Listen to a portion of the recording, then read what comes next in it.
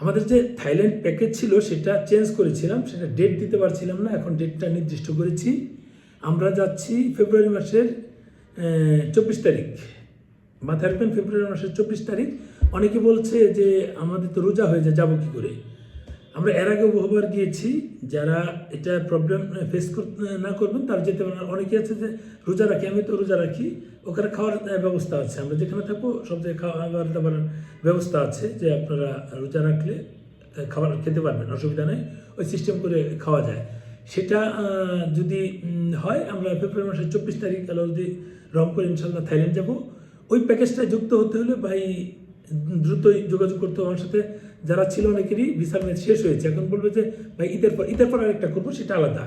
আমরা ফেব্রুয়ারি মাসে যেটা করব সেটা মানে যাদের ভিসার মেয়াদ শেষ হয়ে যাচ্ছে তাদেরকে নিয়ে, মাথায় রাখবেন, যাদের ভিসার মেয়াদ শেষ হয়ে যাচ্ছে তাদেরকে নিয়ে ফেব্রুয়ারি মাসেটা করবো। এই হচ্ছে এটা।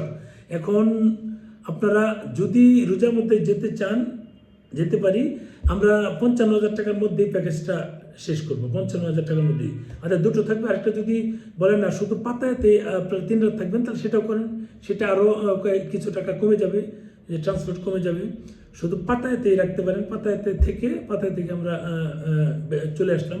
এটা যদি চান এটাও করতে পারেন, আপনারা যোগাযোগ করুন।